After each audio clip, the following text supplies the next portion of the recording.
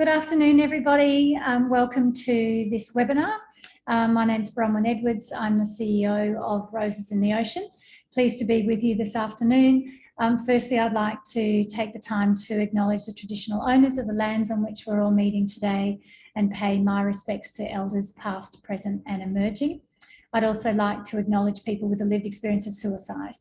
So to all those people who are part of this co-design process, joining us today online and contributing to the online surveys, thank you so much for bringing your insights and really important perspectives to this process. And also like to acknowledge that many of the health professionals in our services also have a lived experience of suicide, and others are impacted indeed through their line of work. So today I am really pleased to be presenting the live webinar, which will then be accompanied by a survey for the Brisbane North PHN co-design of safe space hubs for the areas surrounding the Caboolture Hospital and the Prince Charles Hospital.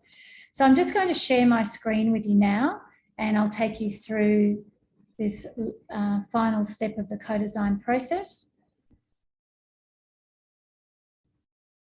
So let's start just by having a look at where we are in the process.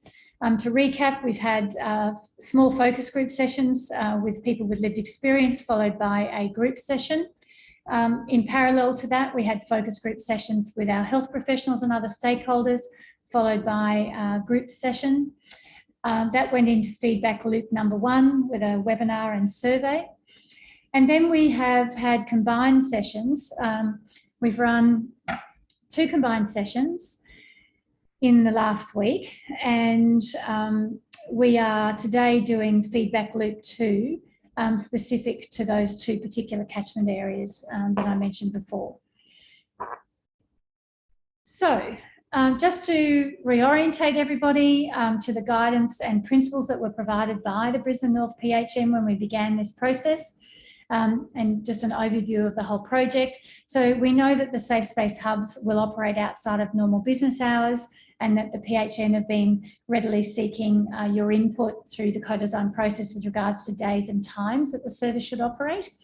The Brisbane North PHN currently hosts 3 mental health hubs, Caboolture, Strathpine and Brisbane, and that the proposal was to locate them at those locations, at those hubs, and that the co-design would seek feedback, however, on that proposal, and that there are guiding principles that the safe space hubs are a peer-led alternative to hospital emergency departments for people experiencing emotional distress and suicidal crisis, that the safe space hubs will adopt appropriate use of peer workforces, offer clinical support, including on-call supports to ensure a warm and welcoming space and service where guests are supported, and that they will take a no wrong door approach, seeking to provide connections to services and community. So now we've continued to do values work right throughout this process, and where we've landed at the completion of the actual combined session was these here: humanity, respect, psychological safety, autonomy and hope. We then spent in this combined session, the vast majority of this session was actually spent workshopping various scenarios. So this is the opportunity where you're able to have a look at different situations and explore how you actually honour the values and principles of the Safe Space Hub in order to provide support to the people who are profiled in these scenarios. So scenario 1 spoke of a 17-year-old teenage girl who arrives at the safe space experiencing suicidal thoughts. It's the first time she's ever reached out for help, and that she's frightened by what she's experiencing and she doesn't know where else to go. It also added a layer around timing in that in this scenario, she arrived at 8 p.m, which was just 30 minutes before closing time, just in this scenario. The purpose was to determine how people aged under 18 will be supported, determine how the local Safe Space Hub will manage supporting guests within organisational constraints such as limited opening hours, and determine what the scope and nature of support is to guests beyond the direct support within the Safe Space Hub.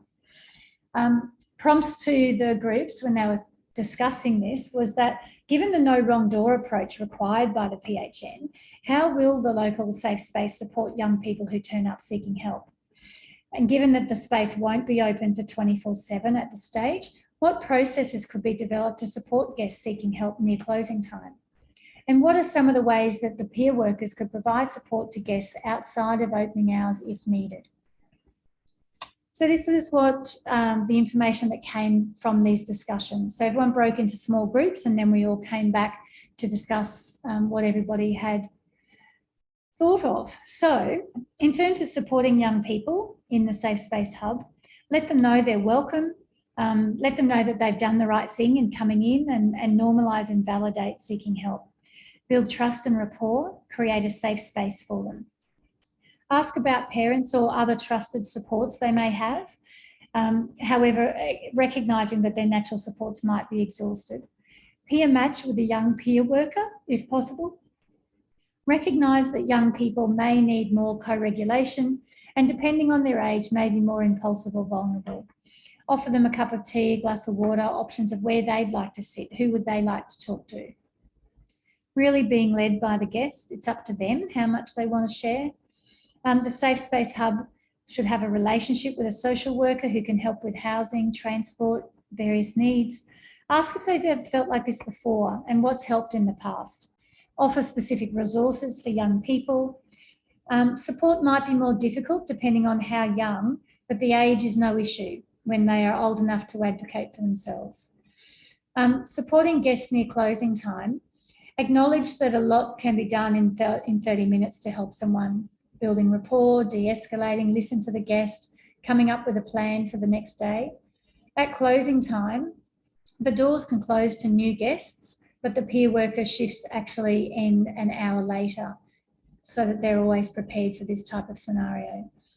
The Safe Space Hub also offers 24-hour phone service with peer workers.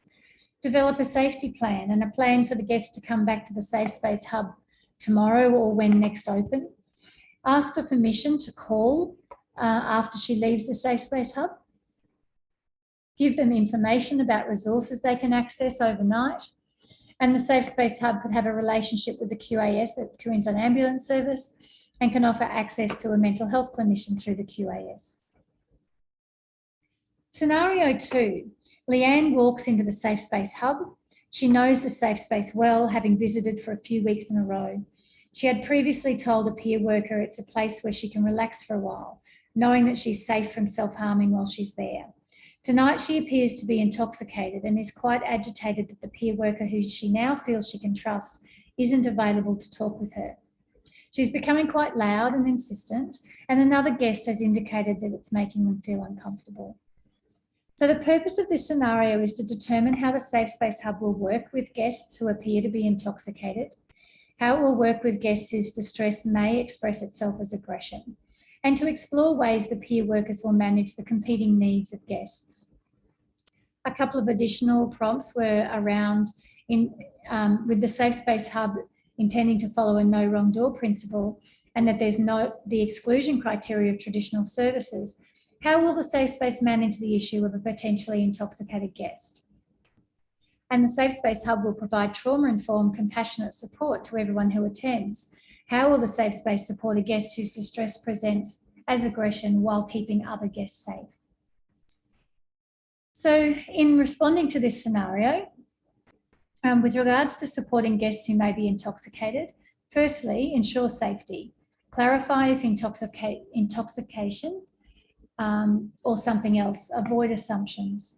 Bring them into a private space that's calming and contained. It could even be an outdoor space. Peer workers are trained and capable in supporting someone who is intoxicated and in basic medical recognition. The Safe Space Hub has connections with AOD services if needed, connections with a service peer workers can call to help make an assessment if medical intervention is needed, and determine if there is a need to call an ambulance. With regards to managing competing needs and safety of other guests, you need to be mindful of safety of all guests while being flexible. Possibility for a security guard dressed in plain clothes. Determine if safety of other guests can be maintained and have protocols in place to respond to safety concerns. Move other guests away from the person and offer them headphones or other diversional activities. Environment is set up with safety measures. When in response to the question around supporting guests displaying aggression, approach the guest in a way that helps them stay calm. Acknowledge their disappointment and ask what it was about that particular peer worker they like. Let them know when the peer worker they know will be back in the Safe Space Hub and offer to let them talk to someone else instead. If the peer workers are able to keep some notes, try to access them to understand previous interactions with the Safe Space Hub. There's no reason to turn them away due to agitation or intoxication alone. However, behaviour needs to be within the law. Attempt to calm them with the different sensory approaches, determine what their needs are and try to help meet that need. Find out what they were hoping to get that evening. And if they have been to the Safe Space Hub before, they know what's expected of them and peer workers can calmly ask them to respect other guests. Consistent protocol to support the peer worker to respond safely. Scenario 3. A young man who's been connected to the Safe Space from a multicultural services organisation arrives at the Safe Space Hub. He's accompanied by a lady of similar age who he doesn't introduce. He appears a little agitated with the woman, but seems happy to have arrived. He accepts a cup of tea from one of the staff, and while he's chatting quietly with them, he keeps glancing towards the woman. It's discovered she is his sister and is really keen to stay with him in the safe space, and is clearly very concerned about her brother. So the purpose of this scenario was to determine how the Safe Space Hubs will meet the young man's needs and how they'll approach to supporting carers and natural supports of people in crisis. To determine how to identify and honour the wishes of the guest regarding the role of their carers or natural support in their crisis. And determine what other potential supports could be offered to carers and natural supports. A few other prompts. What does culturally appropriate support look like? How will the safe space honour the no wrong door approach for culturally diverse backgrounds? How will the safe space respect the wishes of the guest while being compassionate of carer needs? And given that the primary purpose of the safe space is to support people in crisis, what can it offer by way of support to their carers or natural supports? In response to this scenario, the members of the group discuss supporting guests who come in with a carer, the importance of not making assumptions about their relationship with the carer, and ask the guests about their relationship. Ask them if they'd like to talk privately, away from their carer. Offer separate spaces for conversations. Let them know conversations will be kept confidential. Be careful to maintain the trust of the guest and ensure he feels comfortable talking. Reassure them that you won't speak about them to their carer if they don't want you to. And ask for consent to speak with the carer about them. In terms of supporting carers, speak to the carers privately about their own concerns and their needs, not just about the guest. Offer care and compassion to carers. Ensure carers feel heard and involved. Provide resources and connections to carer supports. Empower the carer to be able to support the guest outside the Safe Space Hub. Safe Space Hub might offer respite for the carer to know their loved one is in the safe space. And in terms of supporting guests in a culturally appropriate way, ask them what they want and don't make any assumptions. The Safe Space Hub has access to interpreters and resources in other languages. Sensitively inquire about the person's culture and identity without making assumptions. Peer match if possible based on who they want to speak to. Find out what brought them in, what support they are seeking, and what mental health and well-being mean to them. Respect that each guest has different family and cultural beliefs. Offer connections to both multicultural and mainstream services for additional support. Ensure any organisation we refer to offers quality service and follow up with the guest afterwards. Liaise with the referring organisation to understand what's going on, and ensure that peer workers are trained in cultural sensitivity. Scenario 4. Scenario 4 has David turning up at the Safe Space Hub for the first time. He seems quite agitated and distracted. He had heard about the safe space from a community services worker who supports him in a program for people with complex and enduring mental illness. He tells the peer worker that his neighbour is trying to control his thoughts through a chip he has planted in his television. David says he can't handle the torment of this anymore and feels that killing himself is the only way to get relief from it. The purpose of this scenario is to determine how the Safe Space Hub approaches the support of guests who have been identified as having a serious mental illness. To determine how the Safe Space Hub support guests who identify as experiencing suicidal distress as a direct result of what clinicians would understand as symptoms associated with psychosis. And to determine what non-clinical support looks like in the context of supporting guests with a diagnosis of serious mental illness. A couple of extra prompts. How will peer workers support guests who are experiencing suicidal distress that appears to be associated with a serious mental illness? And how will the peer workers support guests who disclose experiences like David within the space? So in response to this, supporting guests with a serious mental illness, just validate their feelings and welcome them in, no different to any other guest. Minimise their distress. Just being in the space may be calming for them. Offer sensory options and a quiet space to sit. Support their immediate needs. Just listen and assess their risk through curious questioning. Do they have a plan? Is this the first time they've felt this way? Has anything changed recently to cause these feelings? Is there medication that they take? Understand if they have felt this way previously and what worked. Treat them as a person, not a diagnosis. Ask for consent to speak to existing supports like the worker who referred them. Prepare them for the next steps, safety planning, connection to other services. For the peer workers are trained to support guests with serious mental illness and recognise that they can offer a lot of support. Provide support to the guests for as long as you safely can. Peer workers can bring someone else in for support if needed. Safe Space Hub has connections with clinicians and peer workers may call to ask questions and assess the guest. It's important for peer workers to know they are able to provide support and don't feel scared of people displaying signs of psychosis. Peer workers will use their own judgment to decide if they have the skill set to work with each guest on an individual basis. Peer workers are trained to understand the difference between suicidal distress and psychotic thoughts and how to use curious questioning.